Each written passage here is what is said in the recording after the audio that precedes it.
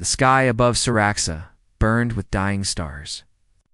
High above the jagged cliffs of the Surari homeworld, the once silent heavens were now streaked with trails of flame, wreckage, and warships that blotted out the stars. For generations, the Surari had lived in quiet harmony, keepers of knowledge, builders of peace, watchers of forgotten truths. They were not a race of warriors, nor were they fools. They knew what was coming long before it arrived. The Varn Dominion had no need for peace. They spread like a virus, swallowing weaker civilizations, stripping planets of life, and enslaving those who dared resist. The Surari had resisted not with weapons, but with silence, hiding their children in the roots of the mountains, burying libraries beneath oceans, and praying to stars that had long since stopped listening. The capital, Velloras, was already ash and bone. Towers that once touched the sky now crumbled like dry leaves. Temples that sang with memory now wept with fire. Only one place remained untouched, the Hall of Echoes, a sanctum older than even Surari memory. There, beneath a broken dome of crystal and stone, a lone figure knelt before an ancient console covered in dust and blood.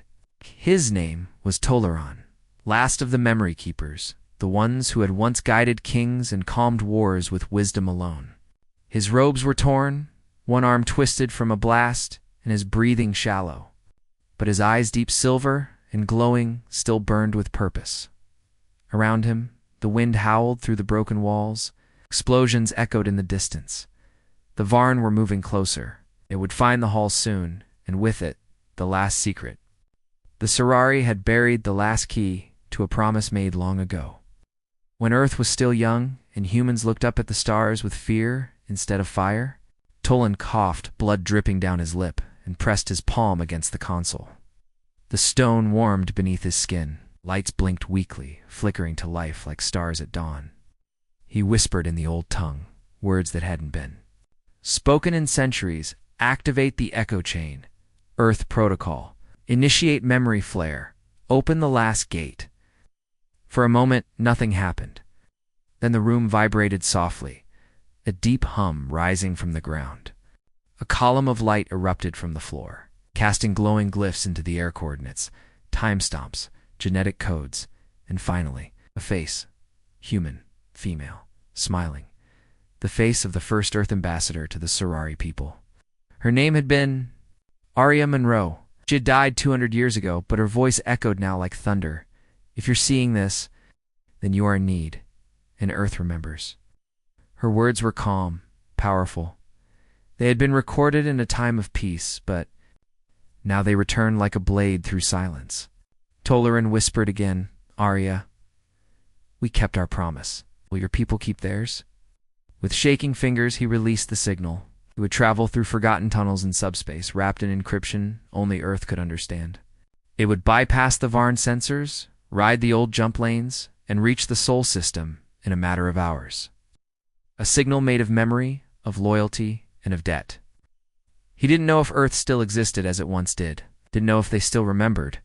The tiny alien race that had once shielded their homeworld from extinction. Back when Earth had nearly been destroyed by a solar collapse and had no technology to save itself, the Surari had lifted humanity into the stars, asking for nothing in return. But now they needed help, the kind only humanity could give. As the light faded and the signal launched into the void, Toleran collapsed against the floor, his breath slowing. Outside, the Varn descended like shadows with teeth. He knew he wouldn't live to see if the message arrived.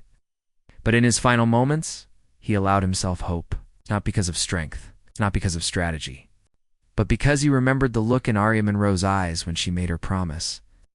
Humans did not forget those who showed them mercy, not truly, not in their bones, not in their blood.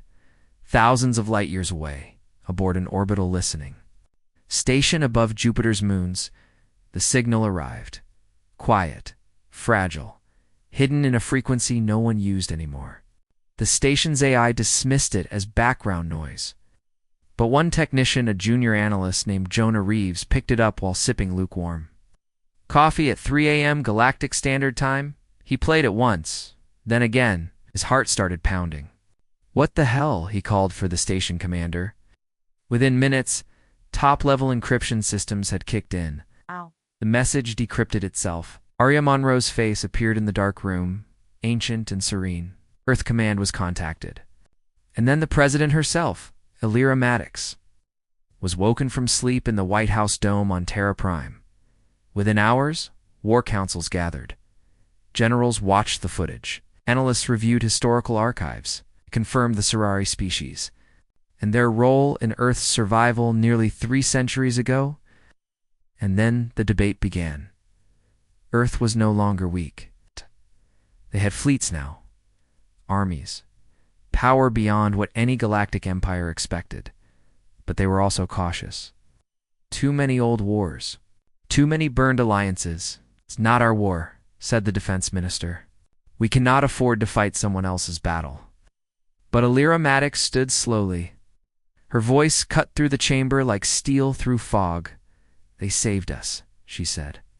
They didn't ask for payment. They didn't take our land, our skies, or our freedom. They gave us a future. And now they're dying. The room went quiet.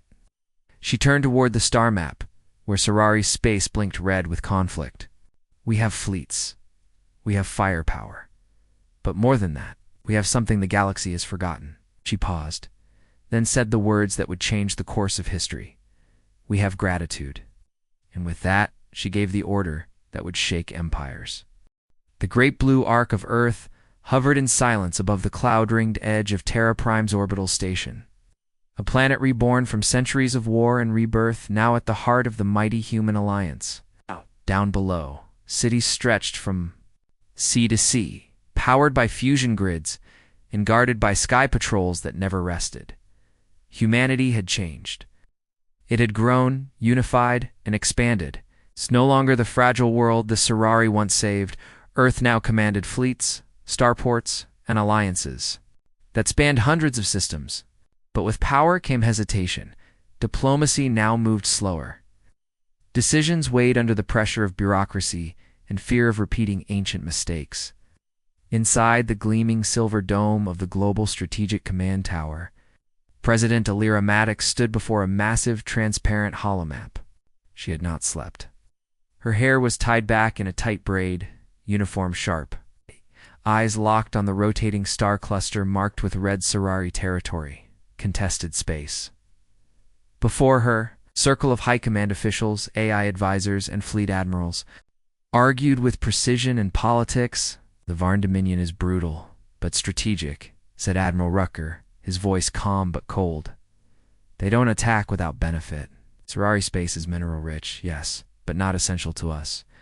Engaging would mean war with a Tier 1 empire. Hey, is that worth the risk for an alien race most of our people barely remember? A dozen murmurs of agreement followed, fingers tapping data pads, minds doing cost-benefit analysis. Maddox didn't flinch. Her voice rose clear and firm. They're not just any alien race. They're the reason we even had a chance at survival. Look it up. Read the damn logs. The Sorari redirected a solar flare with ancient tech and pulled Earth out of a death spiral before we even had atmospheric shields. We didn't ask. They just did it. She turned toward the glowing image of Tolaren, the dying Sorari priest, whose transmission had reached them only 12 hours earlier. And now they ask for nothing. Not revenge, not protection. It's just help. Just a voice. And we what? Debate budget lines while they burn? The room shifted in silence. An old voice cut through from the Rear Vice Admiral Lynn Thorne, a woman.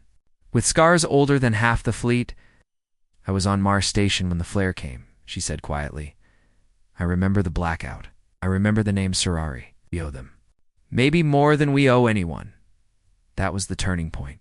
Not the numbers, not the threat assessments, but memory. Humanity had changed, but its soul, somewhere deep, still burned with loyalty. Elira nodded once. Initiate Protocol Ember. Activate the Valiant Dawn. Summon the 5th Armada and the Black Talon. Of course. I want a response fleet ready in 12 hours. A murmur of disbelief spread across the room. The 5th Armada. It was Earth's hammer, hundreds of capital ships. Carriers and stealth frigates rarely moved unless in full-scale war. "Are we declaring war?" someone asked. Maddox looked toward the window where Earth hung in silence. "No, we're declaring gratitude, and making damn sure the galaxy never forgets what it looks like." Across Earth and her colonies, the mobilization began. Dockyards lit up across Titan, Mars, Europa, and the orbital rings of Venus. Human dreadnoughts, powered by black core fusion reactors, awakened from years of sleep. War factories reopened. Supply routes shifted. Civilian. News stations leaked fragments, unconfirmed fleet movement toward outer systems, but no one outside command knew the full truth. In a vault buried under the old Colorado Ridge, Earth's intelligence core unlocked ancient Sorari data crystals gifts from a time long past, now glowing again. Scientists wept at the technology inside bioluminescent AI healing machines. Grown from crystal, navigation charts through subspace folds, long lost. The Sorari hadn't just saved Earth, they had given Earth the future. And now humans would answer. Aboard the Valiant Dawn, Earth's newest Titan-class warship and the flagship of the Fifth Armada, General Marcus Archer stood before his crew 5,000. Elite officers, soldiers, tacticians, and engineers from every corner of human space. "You've all heard the briefing," he said, voice gravel over iron. "This is not a conquest. This is not about politics. This is personal. The Sorari pulled our ancestors back from the abyss. They didn't fire a shot. They didn't ask. For land, they just helped. Now they're being wiped out by cowards who think Earth has forgotten." He stepped forward, eyes blazing. "But Earth remembers. And now we bring that memory with fire." The room erupted in a unified stomp of boots. The sound of 5,000 warriors ready not to conquer but to protect. 12 hours later, the Valiant Dawn and her sister ship slipped silently into the Sorari border. Wreckage floated across the void. Civilian transports burned in slow motion, drifting in the cold silence. No human ship had crossed this far into Varn-claimed space in over a century. But now Earth's colors blazed bright, no stealth, no subtlety, just a declaration.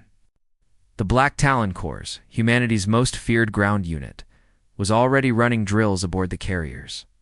Clad in dark power armor and wielding plasma-edged blades, they weren't bred for politics.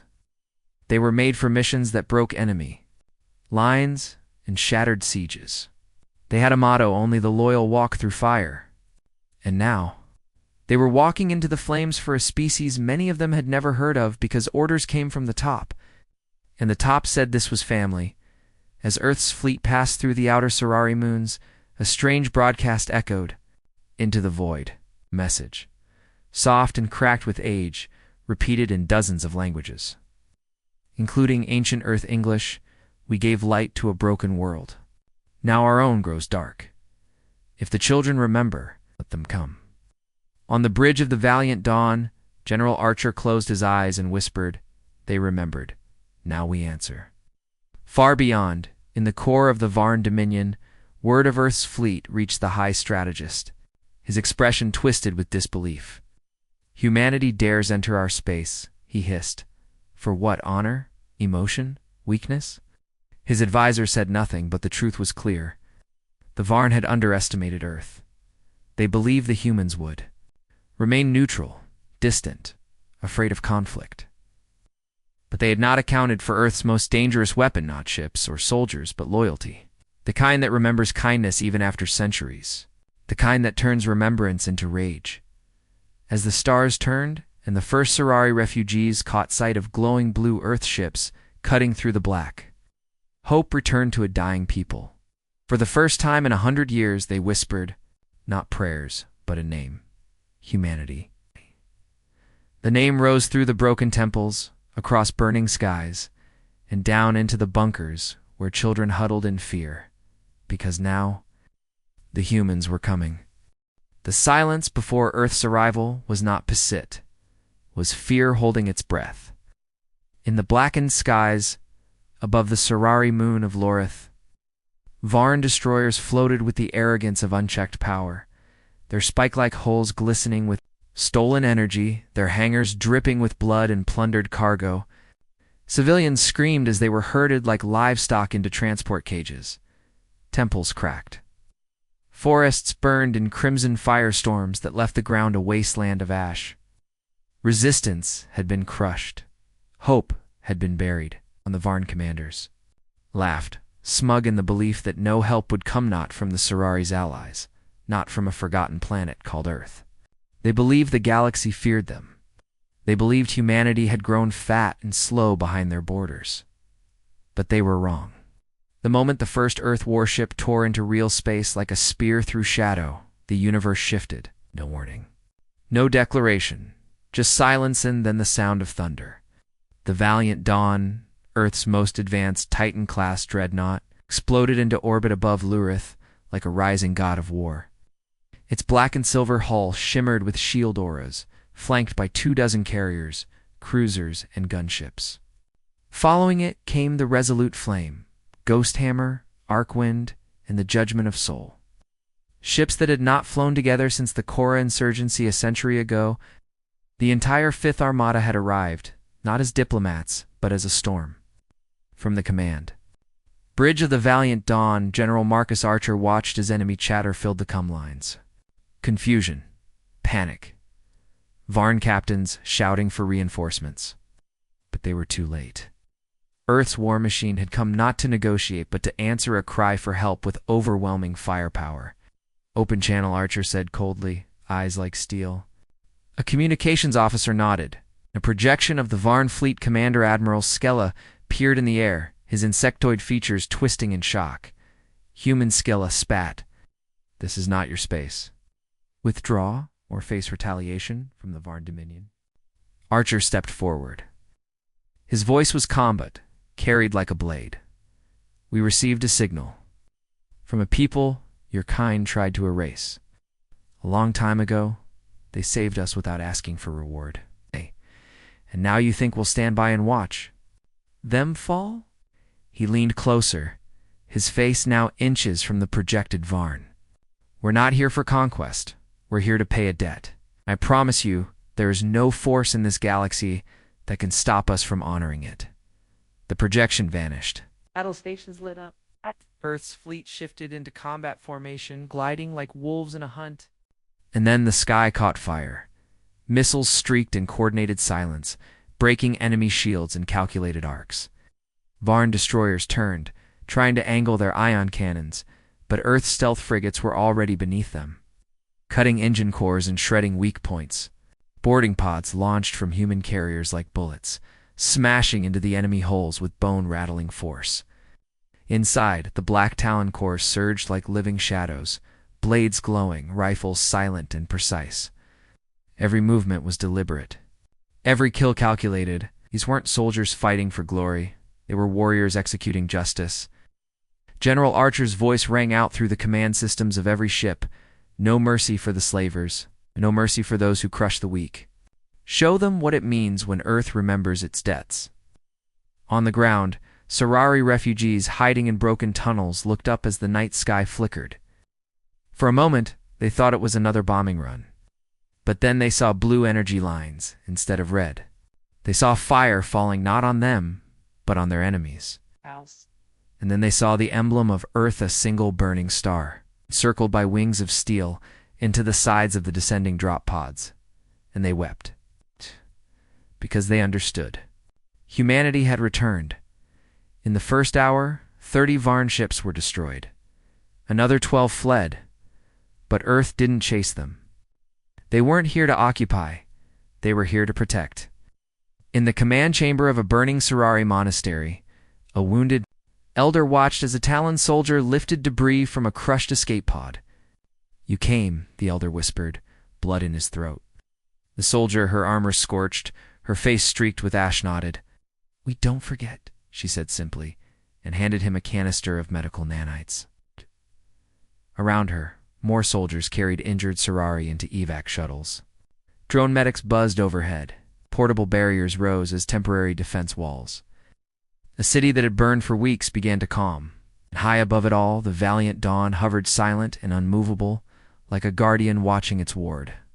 Back in Earth's command chamber, President Maddox received the first visual feed from the battlefield. She watched in silence as human soldiers escorted Sorari children out of burning schools. She watched as Earth engineers repaired water lines in real time. She watched as Black Talon units dismantled Varn slave cages with quiet, lethal fury. Her aide whispered, "The Varn are preparing retaliation. They won't take this lightly." Maddox stood tall. "Let them come," she replied. "We'll remind them what gratitude looks like when it's armed." In the following hours, word of Earth's intervention spread like fire across the galaxy. In the trade hubs of the outer rings, alien merchants whispered in shock. The humans did it. They actually showed up. The war councils of distant empires. Generals reconsidered old treaties with Earth. In the dark halls of the Varn Dominion, anger turned to uncertainty. They had expected resistance, but not full-scale retaliation. Oh. They had underestimated the humans. They would not make that mistake again. But Earth didn't wait for the enemy's next move. On moons, planets, and spaceports across the Sorari system, Earth's fleet deployed emergency infrastructure shield domes, mobile hospitals, food generators, and communication satellites. It wasn't just war. It was rebuilding. And as the Sorari people crawled out from the wreckage of their homes, they were met not by conquerors, but by allies who remembered the past. In one ruined village, an old Sorari father pointed toward the sky, his voice trembling. "That ship, it looks like the one from the old stories." And his daughter, not yet old enough to remember the old alliance, asked softly, "Why are they helping us?" The answer came not in words, but in the roar of Earth engines, in the way human soldiers saluted Sorari elders with respect, in the way Earth's medics treated alien wounds without hesitation. In every gesture, one truth rang clear. Human gratitude had arrived, and it came with fleets, firepower, and loyalty. The galaxy had never seen anything like it, at least not in living memory as reports poured in from hundreds of relays. Civilian terminals, war archives, and black market rumor channels. Disbelief began to spread faster than light itself. In the golden spires of the Venari Accord, high above the clouds of Rethos Prime, diplomats paused mid-sentence as feeds displayed Earth's dreadnoughts hovering like gods above Sorari cities. In the frozen command vaults of the Krell Empire, generals tightened their jaws as they saw Earth's Talon corps dismantle Varn slave ships with methodical brutality, striking with surgical efficiency and cold discipline. On the massive orbital bazaars that spun above the neutral zone, traders, mercenaries, and bounty hunters stared in stunned silence. As holographic screens replayed the now viral image of a human soldier lifting a wounded Sorari child from the rubble, while the Earth emblem blazed behind them. No one expected the humans to come. No one had believed the ancient stories the Sorari elders once whispered. Earth was supposed to be civilized now, reclusive and calm, content within their borders of polished planets and artificial moons.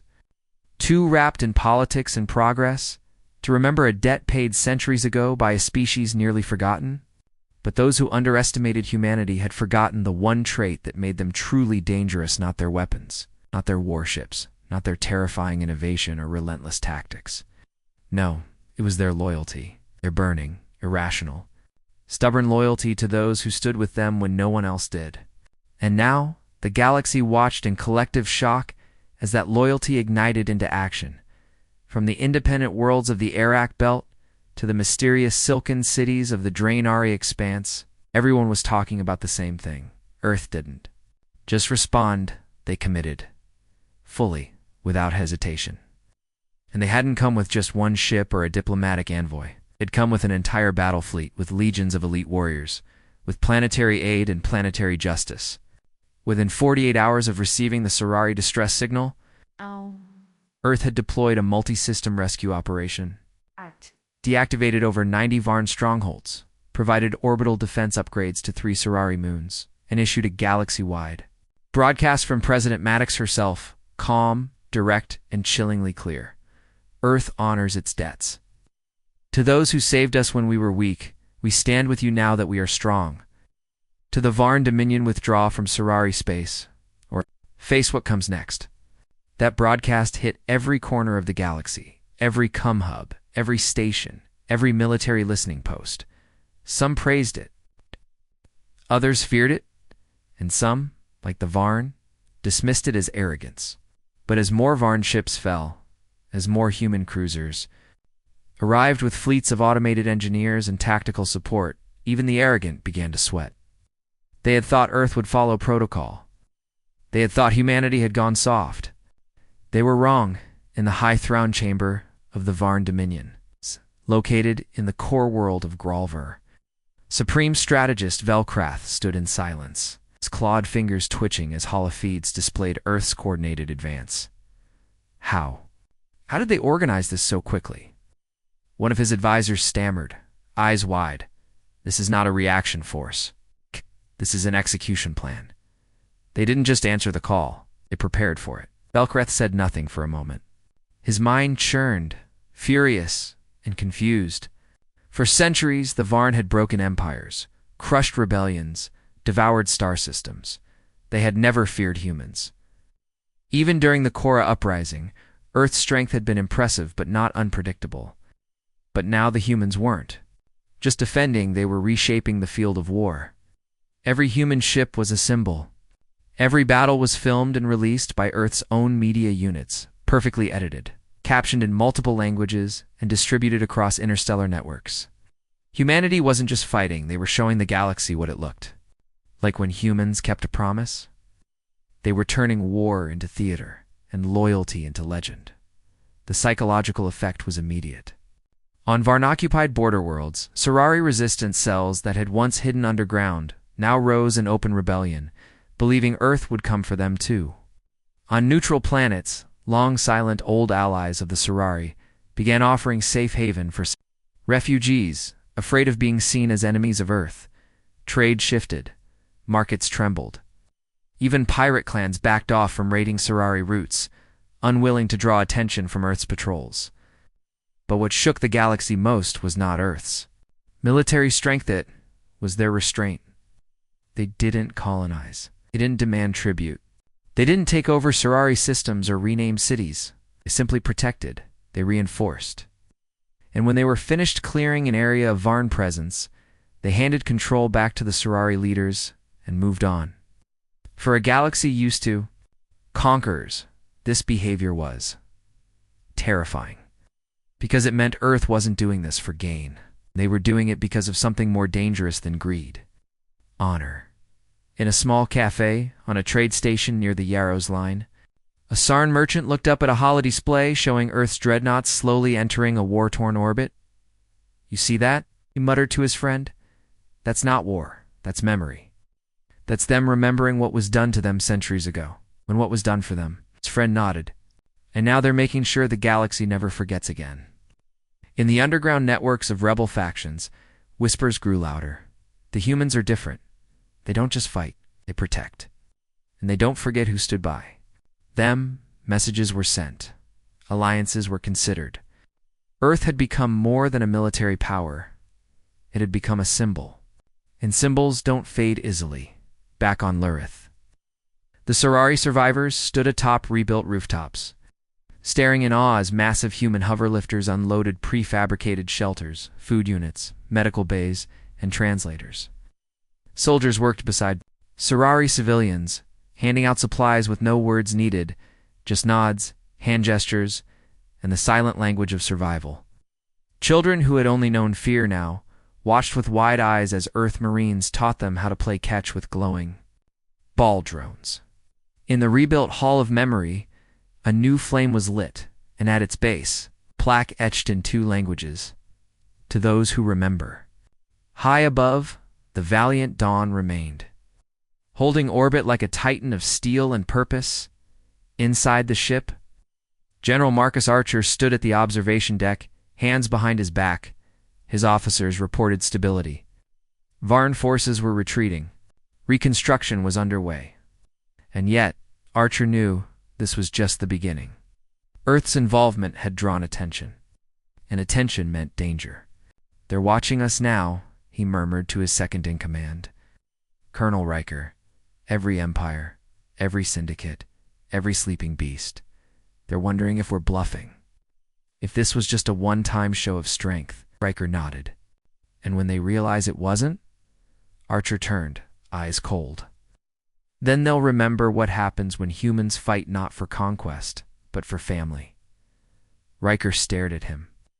The galaxy isn't ready for that kind of war. Archer's expression didn't change, and the galaxy better get ready. The silence before the storm was thinner than mist, barely clinging to the edges of Sorari space, and though the cities had begun to breathe again, though children laughed beneath rebuilt rooftops, and engineers worked tirelessly beside Sorari, technicians, those who had seen war before, could feel it in their bones. The storm was not over. Only waiting, pulling itself tighter like a predator ready to pounce. On the sixth day, after Earth's fleet arrived, long-range sensors picked up a distortion field, rippling through the outer edge of the Kale Rift. At first, it was dismissed as background radiation, a side effect of the Sorari planet's old planetary defenses rebooting. But when the distortion deepened, pulsed, and bent the light of nearby stars like glass beneath pressure, the truth slammed into Earth's high command with brutal clarity. It wasn't radiation, it was a Varn siege engine. The size of a small moon, cloaked in a new type of gravitational armor. It wasn't alone.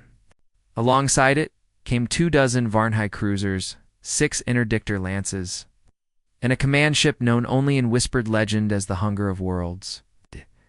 At its heart sat Supreme Strategist Velkrath, armored in dark obsidian plating, surrounded by PSE war advisors, executioners, and the burning fury of a humiliated empire. The Varn hadn't just come to reclaim lost ground, they came to make an example out of Sorari, and more importantly, to shatter the illusion that humanity could stand in their way. In Velkrath's mind, this wasn't revenge, it was correction. Earth's aid to the Sorari had to be crushed, not just in battle, but in message. The galaxy was watching, and if the Varn didn't respond with overwhelming force, Earth's influence would spread like wildfire. The attack began at precisely 900 hours Terran time, without warning, without transmission, without a single demand. Sorara's outer moons, recently repaired by Earth's automated systems, were the first to go. The Varn siege engine fired a weapon that didn't explode, didn't burn, didn't scream, it simply erased. Entire installations vanished in silence, reduced to quantum ash. Human orbital platforms scrambled. The Valiant Dawn, Earth's flagship in the sector, initiated Red Protocol and launched full deployment of its Talon units, the elite shock troopers. Born from decades of deep space combat, Captain Lynn Wesson, commanding Talon Strike Group 4, dropped into the chaos with fire and precision, deploying zero-G breaching maneuvers through Varn holes, while his AI suite plotted hundreds of micro-adjustments per second. The battle wasn't just brutal, it was art. Yet for all their skill, for all their readiness, Earth had not expected the Varn to unleash their full wrath so quickly. For the first time since their arrival, humanity bled.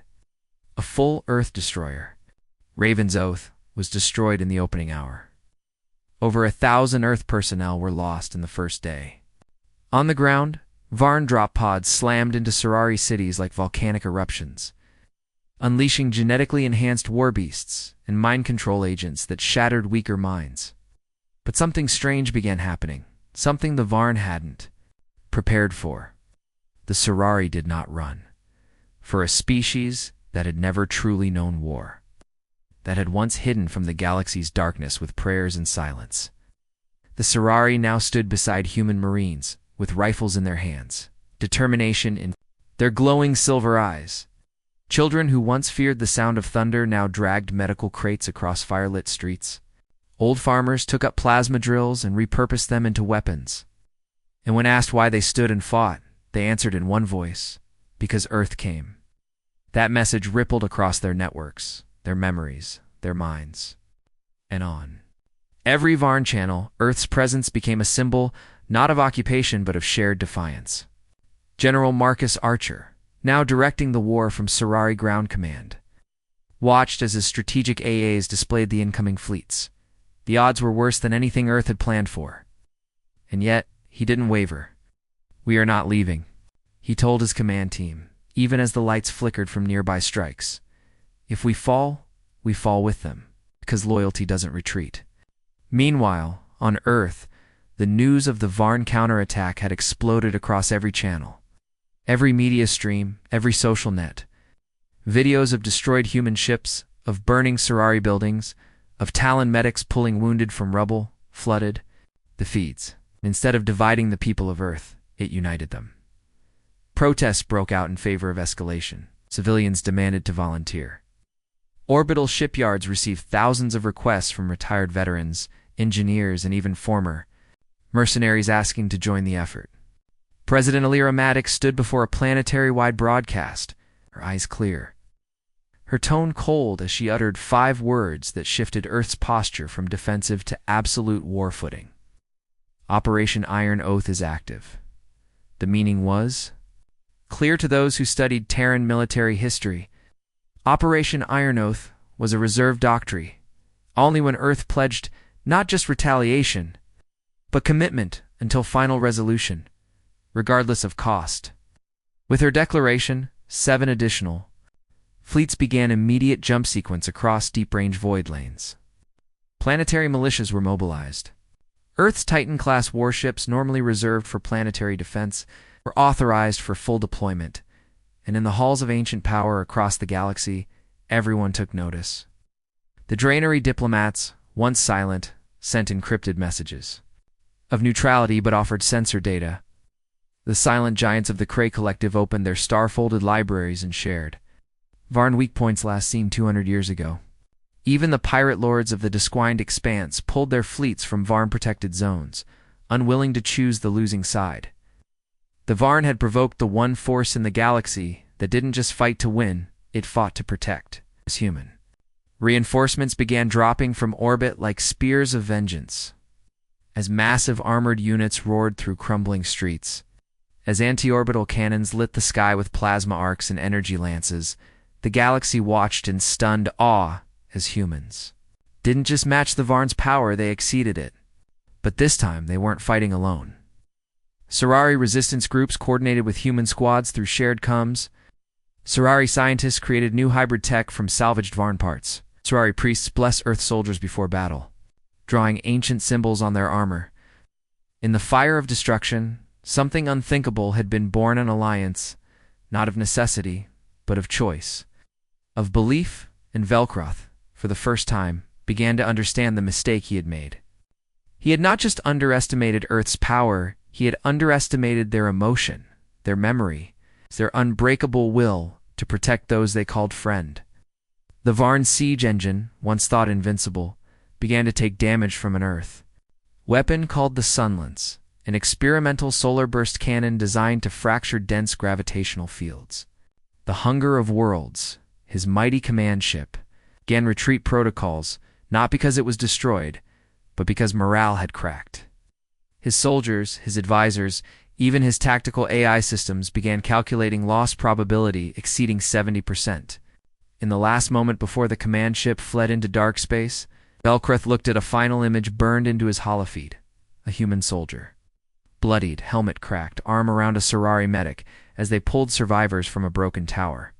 And behind them, Earth's flag waving high above the ashes. The fire still burned across the Sorari cities, some glowing red under the dust-colored sky, others curling smoke trails into orbit where the last remnants of the Varn strike force had fled only hours earlier.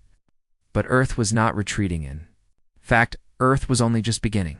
As soon as the Varn disappeared from sensor range, Earth's command systems roared into action with a speed and precision that left even Sorari elders in silent awe. Massive orbital carriers deployed modular reconstruction drones like a swarm of locusts in reverse, rebuilding everything they touched. Human engineers, medics, and heavy infantry moved like one body, no hesitation, no confusion. They were trained for this. War didn't just mean destroying the enemy, it meant protecting the innocent, and after Earth had taken casualties defending, the Sorari the mission had transformed from response to commitment.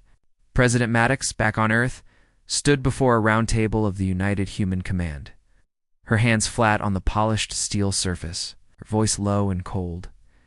They struck us because we stood up for those who once stood for us. Now we show the galaxy what that means. Within 24 hours, 8 more Earth fleets began jump prep procedures. Civilians volunteered in waves, scientists, engineers, medics, even former soldiers from distant colonies who had once hung up their armor. Now they returned, not for Earth, but for honor, across every Terran system, from Mars to Alpha Centauri. Digital billboards read only 3 words: never forgotten, never forgiven. On the Sorari homeworld, General Marcus Archer stood on a broken balcony overlooking a city scarred with blackened stone and glowing energy burns. Below, Sorari children helped human soldiers distribute food packets, while aerial transports lifted rubble like feathers. Ow. The general's armor was still scorched from the last wave of ground battle, but his posture was straight, unshaken. Hiss. Come buzzed with incoming fleet data fresh. Titan-class ships arriving, including the Hammer of Dawn, Earth's heaviest battle platform, built to endure full siege warfare and lead orbital planetary invasions. But Archer wasn't focused on just more firepower. He wanted unity. He saw in the Sorari something ancient, something humans once had but forgot: spiritual resilience. And now, as Earth returned that gift with strength, he saw what could happen. When 2 peaceful but passionate species stood side by side, he activated a wide-range holo channel and spoke in one of the simplest but strongest speeches of the war. We do not leave allies behind. Not today. Not tomorrow. This war ends when our friends sleep safely under stars that no longer fear Varn's shadows. His words were transmitted not just to Sorari space, but across pirate stations, minor empires, even fringe planets who watched from the edge of galactic maps. Earth had spoken with more than weapons. It spoke with sacrifice, with protection, with purpose. But behind the tactical movements and emotional speeches, something even more powerful was forming. Earth's top AI labs, working alongside Sorar memory weavers, had uncovered something buried beneath an ancient Sorari vault deep in their equatorial mountains, an artifact unlike anything known in Terran or Varn databases, pulsed with living memory, a kind of neural lattice that wasn't just storing data. It was thinking, evolving, waiting. The Sorari called it the light that remembers. Earth scientists called it a tactical miracle. The artifact had been dormant since before Sorari history was written. And when activated by Earth's quanta resonance pulses, it began communicating not with words, but with emotions, vision, purpose. The AI it birthed didn't speak in threats. It simply asked, "Are you here to protect?" And when the answer from both Sorari and human scientists, Chimesit showed them something unthinkable. The original map of the Varn expansion, before they became an empire, before they enslaved, consumed, and erased hundreds of small civilizations. Dozens of lost species, long believed extinct, had not died. They had vanished into Varn data vaults, preserved as genetic blueprints. Some even stored in stasis across forgotten fringe worlds. The realization hit both species at once. This war wasn't just about Sorari and Earth. It was about everyone the Varn had crushed, silenced, or buried under conquest. And that meant something far more dangerous was rising. Earth's Admiralty declared a new mission phase, Operation Dawnfire, Coordinated Liberation. Campaign to free every known world under Varn control, beginning with 3 minor planets. The Varn had stripped for resource mining. The Hammer of Dawn, escorted by 4 Earth destroyers and a Sorari scout cruiser, jumped into enemy space without warning, without mercy. What followed was not a skirmish, it was a demonstration. Earth ships used pinpoint orbital strikes, dropping kinetic rods that shattered enemy defense grids without causing atmospheric damage. Their goal was clear: liberate, not destroy.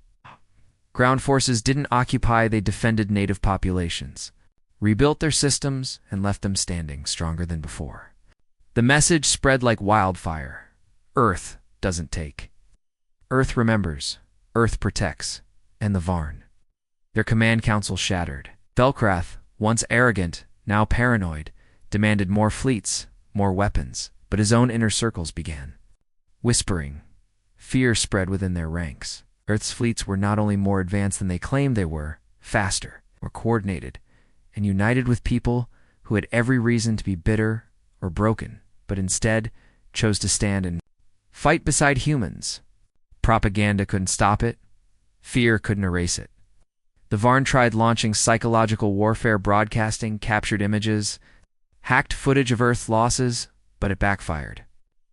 Civilians across the galaxy saw Earth soldiers dying for people not their own, refusing to retreat, pulling allies from rubble, even when it meant death. And the galaxy responded with something the Varn never understood: hope. Small resistance cells long buried in Varn territory activated. Pirate clans declared neutrality or aid. Even rogue mercenary fleets began abandoning Varn contracts. One message, sent anonymously from a mining colony under Varn control, echoed across subspace: if Earth is fighting, maybe we don't have to hide anymore. Back on Sorari Prime, something even more symbolic happened. In the center of the capital city, where once a statue of a god stood watching the stars, the Sorari High Speaker and Earth's General Archer stood side by side, overseeing the placement of a new monument. It was simple: a Sorari child reaching out to a human soldier, both faces filled with hope. What the base was inscribed: gratitude is not just words, it is courage shared. That monument was broadcast across 100 systems, and even those who didn't care about war, who wanted only peace or survival, began to feel something stir, a belief that Earth, for all its flaws, had become something larger than itself. Not conqueror, not savior, protector. And that kind of force wasn't just military, it was emotional, cultural, viral, in secret chambers on Earth. The Senate approved long-range campaigns to follow the Varn deep into their own territory, not to annihilate but to dismantle their empire, brick by brick. And the final line of Earth's new mission doctrine, written into every fleet's orders, became legend. We do not start wars, but when our friends are attacked, we end them. The next phase would be dangerous, costly, bloody, but Earth had made its choice, and so had the Sorari. What began as a desperate call for help had become the birth of something stronger. Joint alliance unlike anything the stars had ever seen. As Earth rebuilt Sorari cities, forged new fleets, activated hidden weapons, and prepared to strike deeper into enemy space, one thing was clear to every power watching: Earth doesn't retreat, it rebuilds, and strikes back harder than anyone dared imagine. The Varn Sky Bastion had stood in orbit over the blood-soaked world of Rocker 7 for over 4 centuries. A black fortress wrapped in metal thorns and powered by the energy siphoned from the hearts of conquered suns, it was a thing of fear. Dominance. A reminder to every species in the Varn Empire that no matter how far you ran, no matter how brave your resistance, the Empire's eye was always watching from above, and when it watched, you died. They said it was invincible. Don't. Even in the darkest wars, it had never fallen. Generations of enslaved peoples had looked up and seen it circling like a vulture made of death, its shadow the last thing free minds ever saw. But then came Earth, and Earth did not fear shadows. When the Council of Unified Command on Terra received news that the Varn had begun harvesting entire civilian populations from rebel-aligned worlds, President Maddox did not hesitate. The Sky Bastion had become a factory of fear, and fear was a weapon Earth refused to allow its enemies to wield. So Earth made a decision that would shake the stars. Operation Iron Light was greenlit, an all-out strike against the Sky Bastion. Itself, the plan was insane. Even among Earth's war-hardened admirals, the operation sounded suicidal. The Bastion was defended by 2 full Varn home fleets, layers of drone mines, plasma curtains, and anti-orbital gauntlets. It was not a station, it was a floating war god. But Earth had evolved. Earth had learned. Earth had remembered. And now, Earth had allies.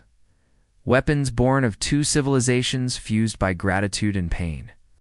The Valiant Dawn, Earth's oldest and most decorated Titan-class carrier, was selected to lead the charge. Alongside it flew the Sorari Starwing, the first full fleet piloted and commanded by Sorari warriors in 1,000 years reborn with Terran armor, guided by AI echoes of their ancient defenders and armed with tech powered by the light that remembers. As the jump drive ignited, soldiers held their breath, engineers cried, children watched from 1,000 worlds. Not since Earth's war for unification had such power been directed toward a single strike, but the message was clear. The Sky Bastion falls, or we do. They exited hyperspace in silence, no grand entrance, no blaring horns, just sudden presence like ghosts born from fury. And before the Varn could react, Earth's fleet split into 3 attack arms. The valiant Dawn led the frontal assault, punching a hole through the Bastion's outer fleet like a blade through soft bone. The Surari Starwing dove beneath the Bastion's underbelly. Using gravity skip, drives gifted by the light that remembers to slip between layers of reality, peering inside the minefield and unleashing precision strikes on core stabilizers. Above Earth's new orbital rail cannons, mounted on the Hammer of Dawn, began firing tungsten rods the size of skyscrapers at near light speed, breaking apart the defensive ring with each devastating impact. The Varn counterattack came fast, brutal, and massive waves of fighters, plasma barges, and shock troops launched from the Bastion's ports. But Earth's new tactics weren't just superior, they were ruthless.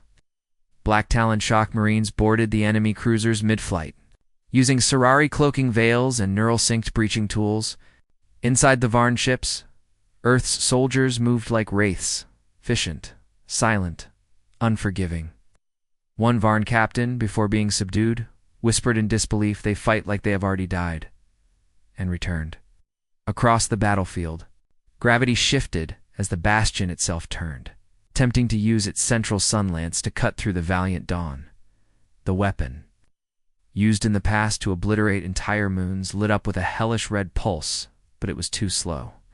Earth's engineers had prepared for this exact moment. Captain Idris Vale of the valiant Dawn, a man who'd fought since the Martian uprisings, ordered the release of the Nemesis Shard, a prototype weapon built from Surari crystal tech and human dark energy physics.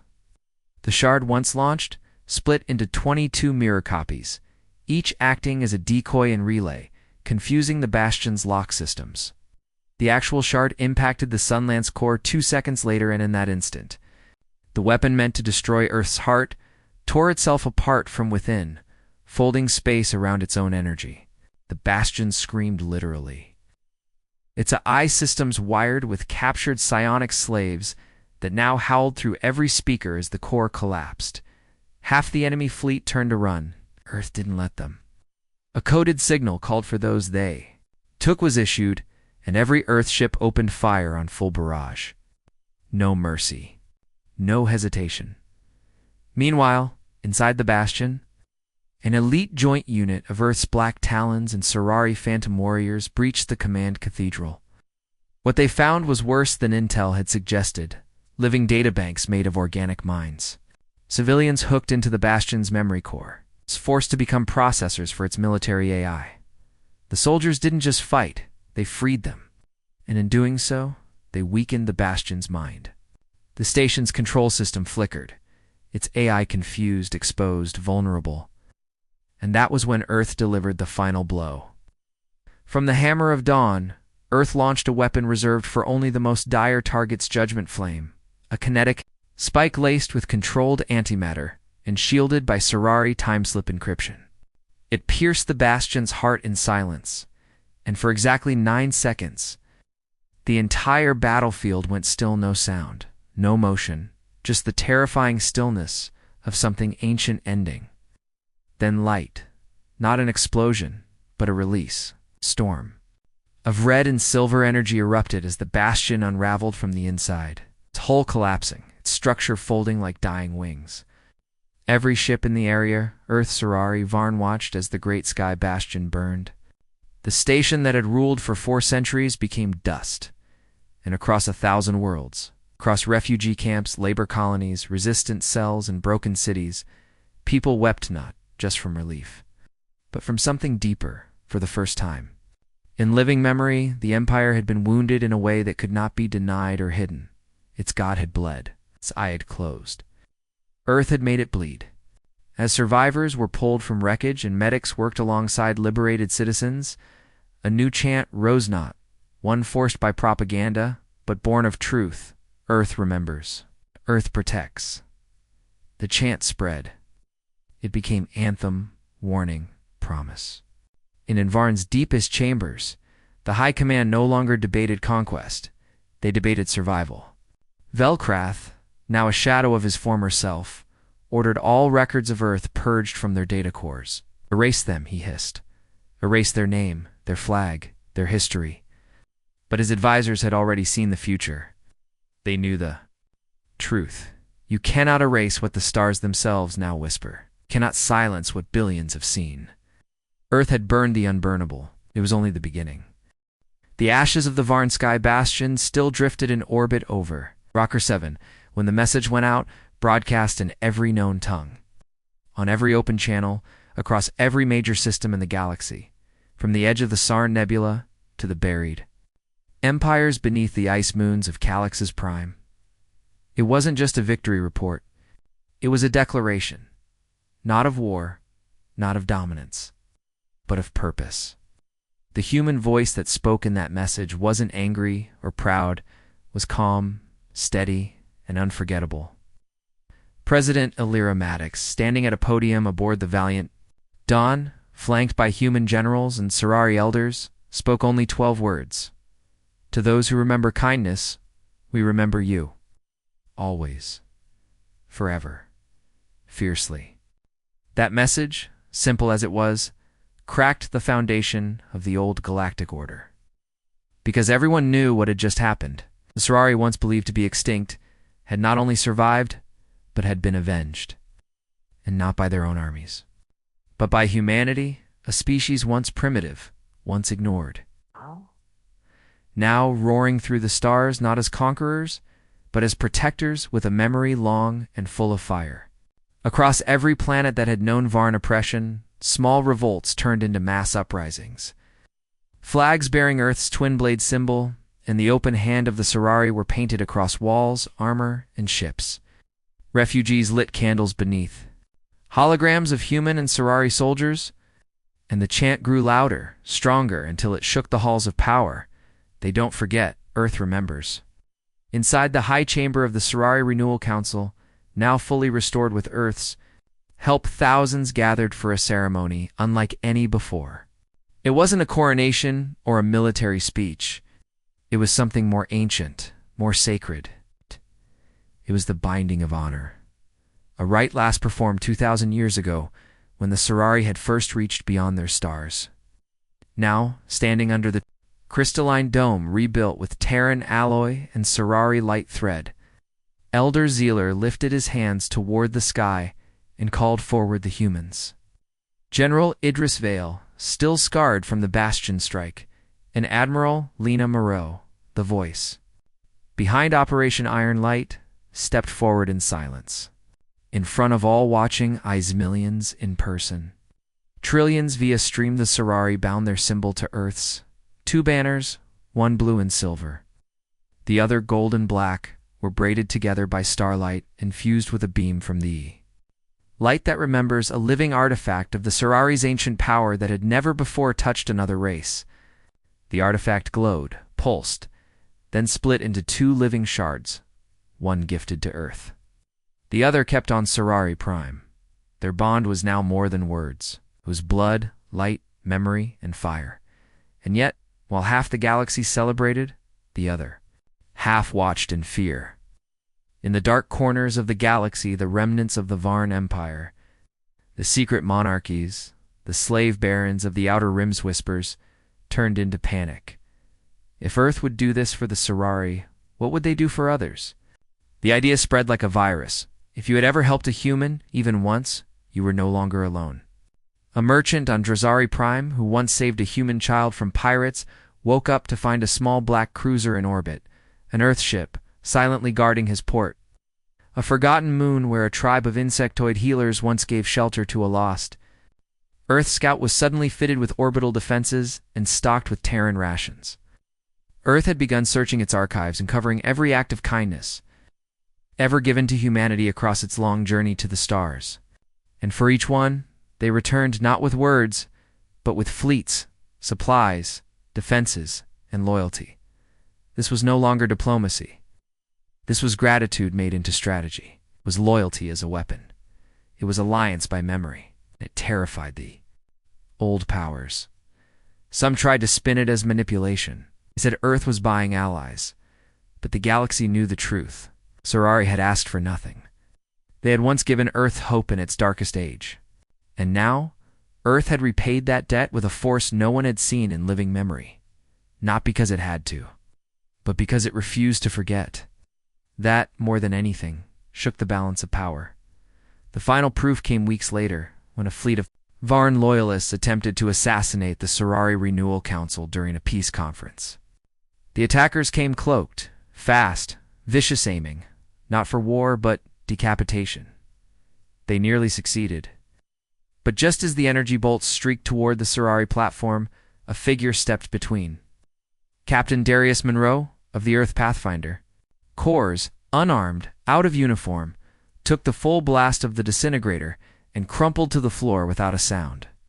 In that instant, the galaxy witnessed something unforgettable, a human giving his life. It's not in conquest, not in duty, but in friendship. He died smiling.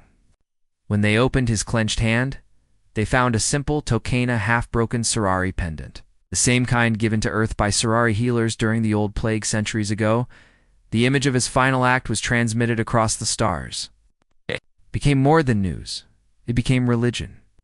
On 1,000 worlds, statues were built, not of Monroe himself, but of the act. A single man stepping between death and those who once gave him life. And beneath every statue the same words were carved.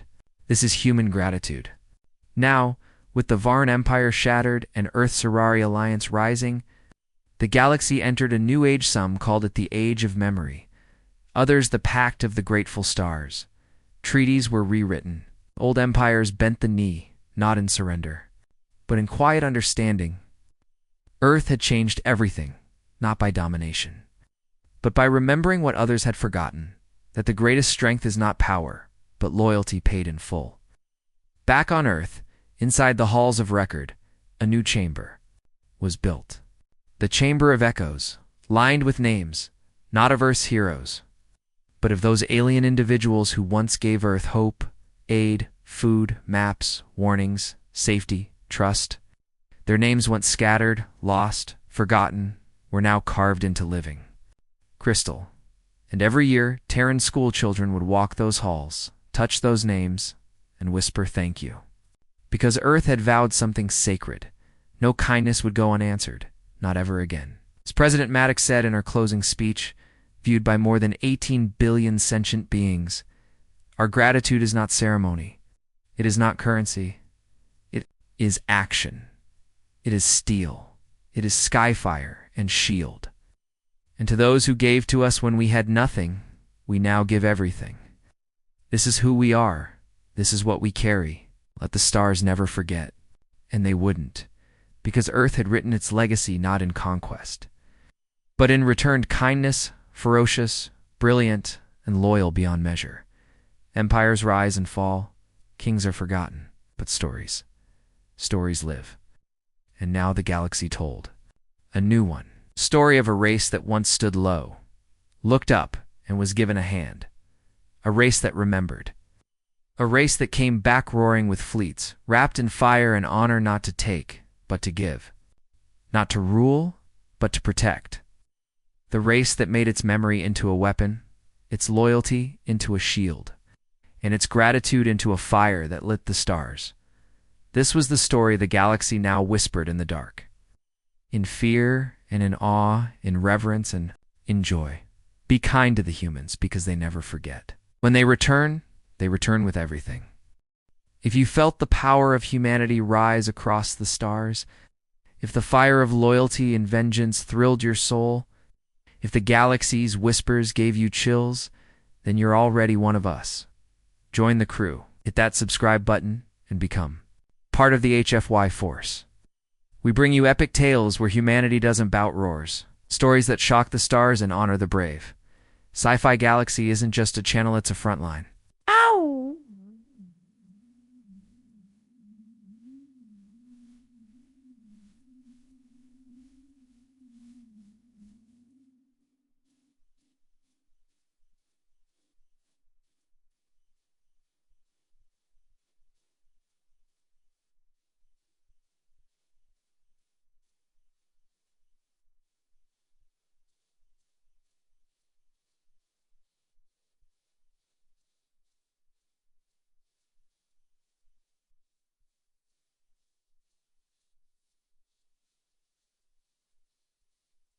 and a blabrendenidavide.